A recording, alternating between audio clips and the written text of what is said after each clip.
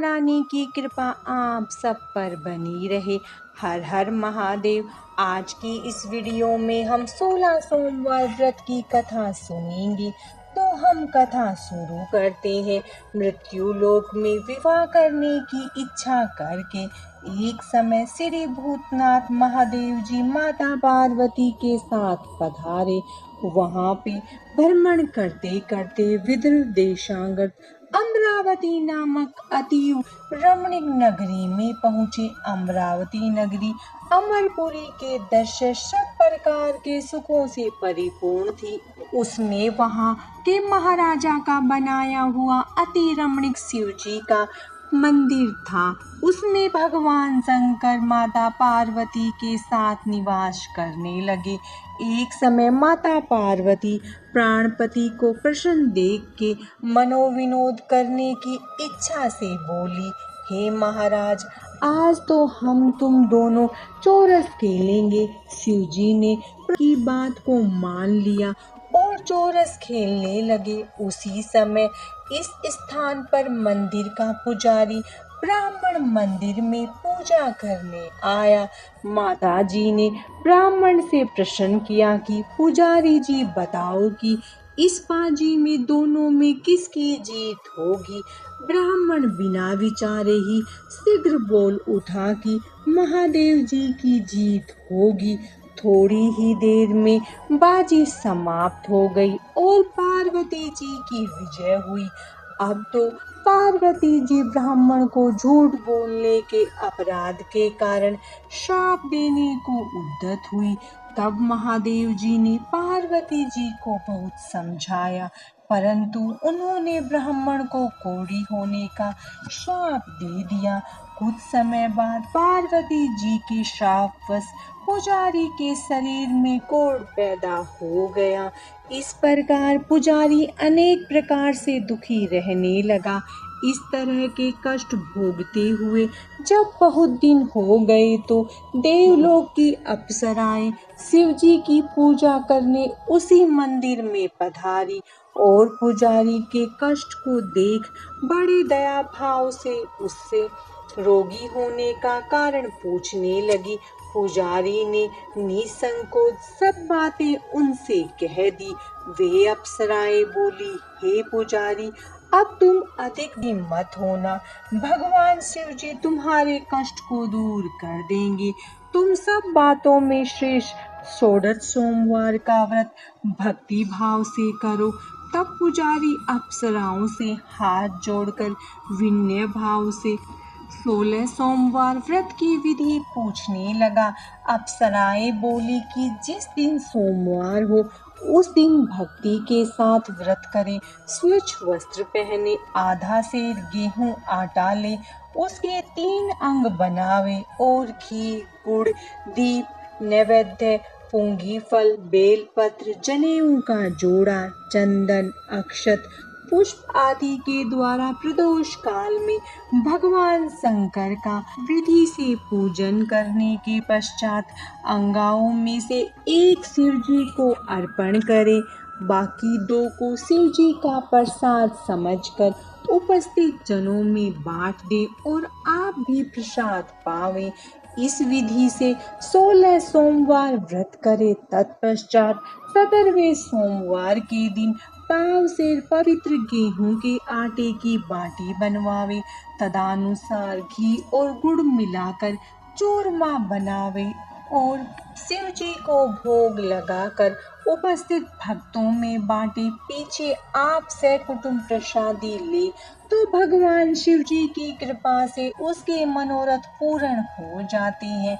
ऐसा कहकर अप्सराएं स्वर्ग को चली गई। ब्राह्मण ने यथाविधि 16 सोमवार व्रत किया तथा भगवान शिव जी की कृपा से रोग मुक्त होकर आनंद से रहने लगा। कुछ दिन बाद जब फिर शिव जी और पार्वती जी उस मंदिर में पधारे, तब ब्राह्मण को निरोग देखकर पार्वती ने ब्राह्मण से रोग मुक्त होने का कारण पूछा तो ब्राह्मण ने 16 सोमवार व्रत की कथा सुनाई। अब तो पार्वती जी अति प्रसन्न होकर ब्राह्मण से व्रत की विधि पूछकर व्रत करने को तैयार हुई। व्रत करने के बाद उनकी मनोकामना पूर्ण हुई तथा उनके रूठे पुत्र स्वामी कार्तिकेय स्वयं माता के आज्ञाकारी हुए। परंतु कार्तिकेय जी को अपने विचार परिवर्तन का रहस्य जानने की इच्छा हुई और माता से बोले, हे माता, आपने ऐसा कौन सा उपाय किया जिससे मेरा मन आपकी ओर आकर्षित हुआ। तब पार्वती जी ने वही 16 सोमवार व्रत कथा उनको सुनाई। स्वामी कार्तिकेय जी बोले कि इस व्रत को मैं भी करूंगा क्योंकि मेरा प्रिय मित्र ब्राह्मण दुखी दिल से प्रदेश गया है। हमें उससे मिलने की बहुत इच्छा है। कार्तिकेय जी ने भी इस व्रत को किया और उनका प्रिय मित्र मिल गया। मित्र ने इस आकस्मिक मिलन का भेद कार्तिकेय जी से पूछा तो वे बोले, हे मित्र, हमने तुम्हारे मिलने की इच्छा करके 16 सोमवार का व्रत किया था। अब तो ब्राह्मण मित्र भी अपने विवाह की बड़ी इच्छा हुई। कार्तिकेय जी से व्रत की विधि पूछी और यथाविधि व्रत किया। व्रत के प्रभाव से जब वह किसी कार्यवश विदेश गया तो वहां के राजा की लड़की का स्वयंवर था। राजा ने प्रण किया था कि जिस राजकुमार के गले में सब प्रकार से श्रृंगार हथनी माला डालेगी, मैं उसी के साथ प्यारी पुत्री का विवाह कर दूंगा। शिव जी की कृपा से ब्राह्मण भी स्वयंवर देखने की इच्छा से राजसभा में एक ओर बैठ गया। नियत समय पर हथिनी आई। उसने जयमाला उस ब्राह्मण के गले में डाल दी। राजा की प्रतिज्ञा के अनुसार बड़ी धूमधाम से कन्या का विवाह उस ब्राह्मण के साथ कर दिया और ब्राह्मण को बहुत सा धन और सम्मान देकर संतुष्ट किया। ब्राह्मण सुंदर राजकन्या पाकर खुशी से जीवन व्यतीत करने लगा। एक दिन राजकन्या ने अपने पति से प्रश्न किया, हे प्राणनाथ, आपने ऐसा कौन सा भारी पुण्य किया था जिसके प्रभाव से हथिनी ने सब राजकुमारों को छोड़कर आपको वरण किया। ब्राह्मण बोला, हे प्राण प्रिय, मैंने अपने मित्र कार्तिकेय जी के कथानुसार 16 सोमवार का व्रत किया था जिसके प्रभाव से मुझे तुम जैसे रूपवान लक्ष्मी की प्राप्ति हुई। व्रत की महिमा को सुनकर राजकन्या को बड़ा आश्चर्य हुआ और वह भी अपने पुत्र की कामना को व्रत करने लगी। शिव जी की दया से उसके गर्भ से एक अति सुंदर सुशील धर्मात्मा और विद्वान पुत्र उत्पन्न हुआ। माता पिता दोनों उस देव पुत्र को पाकर अति प्रसन्न हुए और उसका पालन भली प्रकार से करने लगे। जब पुत्र समझदार हुआ तो एक दिन अपनी माता से प्रश्न किया कि माँ, तुमने कौन सा तप किया जो मेरे जैसा पुत्र तेरे गर्भ से उत्पन्न हुआ। माता ने पुत्र का प्रबल मनोरथ जान के अपने किए हुए 16 सोमवार व्रत को विधि सहित पुत्र के सम्मुख प्रकट किया। पुत्र ने ऐसे सरल व्रत को सब तरह के मनोरथ पूर्ण करने वाला सुना तो वह भी इस व्रत को राज्याधिकार पाने की इच्छा से हर सोमवार को यथाविधि व्रत करने लगा। उसी समय एक देश के वृद्ध राजा के दूतों ने आकर उसको एक राजकन्या के लिए वरण किया। राजा ने अपनी पुत्री का विवाह ऐसे सर्वगुण संपन्न ब्राह्मण युवक के साथ करके बड़ा सुख प्राप्त किया। वृद्ध राजा के दिवंगत हो जाने पर यही ब्राह्मण बालक गद्दी पर बिठाया गया, क्योंकि दिवंगत भूप के कोई पुत्र नहीं था। राज्य का अधिकारी होकर भी वह ब्राह्मण पुत्र अपने 16 सोमवार व्रत को करता रहा। तब 17वां सोमवार आया तो पुत्र ने अपनी प्रियतमा से सब पूजन सामग्री लेकर शिवालय में चलने के लिए कहा, परंतु प्रियतमा ने उसकी आज्ञा की परवाह नहीं की। दास दासियों द्वारा सब सामग्री शिवालय भिजवा दी और आप नहीं गई। जब राजा ने शिव जी का पूजन समाप्त किया तब एक आकाशवाणी राजा के प्रति हुई। राजा ने सुना कि हे राजा, अपनी इस रानी को राजमहल से निकाल दे, नहीं तो तेरा सर्वनाश कर देगी। वाणी को सुनकर राजा के आश्चर्य का ठिकाना नहीं रहा और तत्काल ही मंत्रागृह में आकर अपने सभासदों को बुलाकर पूछने लगा कि हे मंत्रियों, मुझे आज शिव जी की वाणी हुई है कि राजा तू अपनी इस रानी को निकाल दे, नहीं तो यह तेरा सर्वनाश कर देगी। मंत्री आदि सब बड़े विषय में और दुख में डूब गए, क्योंकि जिस कन्या के साथ राज्य मिला राजा उसी को निकालने का चाल रच रहा है, यह कैसे हो सकेगा। अंत में राजा ने उसे अपने यहाँ से निकाल दिया। रानी दुखी हृदय भाग्य को कोसती हुई नगर के बाहर चली गई। बिना पत्राण, फटे वस्त्र पहने, भूख से दुखी धीरे धीरे चलकर एक नगर में पहुंची। वहां एक बुढ़िया सूत काट कर बेचने को जाती थी।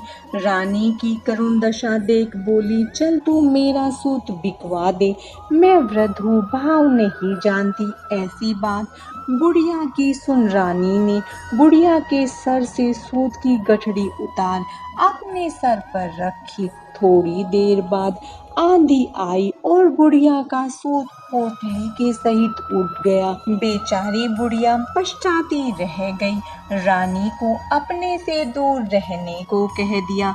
अब रानी एक तेली के घर गई तो तेली सब मटके शिव जी के प्रकोप के कारण चटक गए।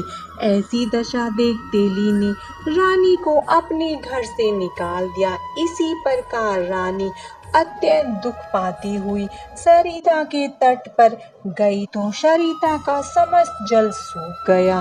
तत्पश्चात रानी एक वन में गई। वहां जाकर सरोवर में सीढ़ी से उतर पानी पीने को गई। उसके हाथ से जल स्पर्श होते ही सरोवर का नील कमल के दृश्य जल असंख्य कीड़ों में गंदा हो गया। रानी ने भाग्य पर दोषारोपण करते हुए उस जल का पान करके पेड़ की शीतल छाया में विश्राम करना चाहा। वह रानी जिस पेड़ नीचे जाती उस पेड़ के पत्ते तत्काल ही नीचे गिर जाते। वन सरोवर के जल की ऐसी दशा देखकर गौ चराते ग्वाले ने अपने गोसाई जी से, जो उस जंगल में स्थित मंदिर में पुजारी थे, कही। गोसाई जी के आदेशानुसार ग्वाले रानी को पकड़कर गोसाई के पास ले गए। रानी की मुख कांति और शरीर शोभा देख गोसाई जान गए, यह अवश्य ही कोई विधि की गति की मारी कोई कुलीन अबला है। ऐसा सोचकर पुजारी ने रानी के प्रति कहा कि पुत्री, मैं तुमको पुत्री के समान रखूंगा, तुम मेरे आश्रम में ही रहो, मैं तुमको किसी प्रकार का कष्ट नहीं होने दूंगा। गोसाई के ऐसे वचन सुन रानी को धीरज हुआ और आश्रम में रहने लगी। आश्रम में रानी जो भोजन बनाती उसमें कीड़े पड़ जाते, जल भर कर लाती उसमें कीड़े पड़ जाते। अब तो गोसाई जी भी दुखी हो गए और रानी से बोले कि हे बेटी, तेरी पर कौन से देवता का कोप है जिससे तेरी ऐसी दशा है। पुजारी की बात सुन रानी ने शिव जी की पूजा करने न जाने की कथा सुनाई। तो पुजारी शिव जी महाराज की अनेक प्रकार से स्तुति करते हुए रानी के प्रति बोले कि पुत्री, तुम सब मनोरथ के पूर्ण करने वाले 16 सोमवार का व्रत करो, उसके प्रभाव से अपने कष्ट से मुक्त हो जाओगी। गोसाई की बात सुनकर रानी ने 16 सोमवार व्रत को विधिवत संपन्न किया और 17वें सोमवार को पूजन के प्रभाव से राजा के हृदय में विचार उत्पन्न हुआ कि रानी को गए बहुत समय व्यतीत हो गया, न जाने कहाँ कहाँ भटकती होगी, ढूंढना चाहिए। यह सोच रानी को तलाश करने चारों दिशाओं में दूत भेजे। वे तलाश करते हुए पुजारी के आश्रम में रानी को पाकर पुजारी से रानी को मांगने लगे, परंतु पुजारी ने उनसे मना कर दिया तो दूत चुपचाप लौट आए और आकर महाराज के सम्मुख रानी का पता बतलाने लगे। रानी का पता पाकर राजा स्वयं पुजारी के आश्रम में गए। पुजारी से प्रार्थना करने लगे कि महाराज, जो देवी आपके आश्रम में रहती है वह मेरी पत्नी है। शिवजी के कोप से मैंने इसको त्याग दिया था, अब इस पर से शिवजी का कोप समाप्त हो गया है, इसीलिए मैं इसे लिवाने आया हूँ। आप इसे मेरे साथ चलने की आज्ञा दे दीजिए। गोसाई जी ने महाराज के वचन को सत्य समझकर रानी को राजा के साथ जाने की आज्ञा दे दी। गोसाई की आज्ञा पाकर रानी प्रसन्न होकर राजा के महल में आई। नगर में अनेक प्रकार के बाजे बजने लगे। नगरवासियों ने नगर के दरवाजे पर तोरण बंदरवार से विधि विधि के नगर सजाए, घर घर में मंगल गाने लगे। पंडितों ने विधिवत वेद मंत्रों का उच्चारण करके अपनी राजरानी का आवाहन किया। इस प्रकार रानी पुनः अपनी राजधानी में प्रवेश किया। महाराज ने अनेक तरह के ब्राह्मणों को दान आदि देकर संतुष्ट किया। याजकों को धन धान्य दिया।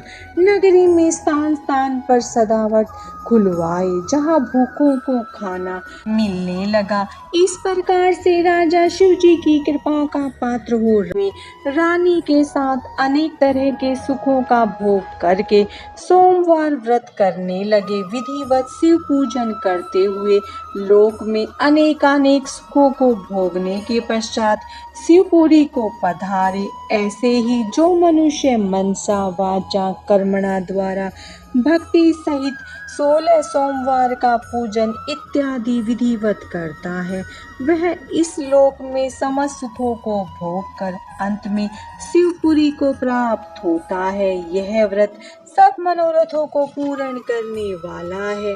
16 सोमवार व्रत की कथा समाप्तम। माता पार्वती और भगवान शिव की कृपा आप सब पर सदा बनी रहे। राधे राधे।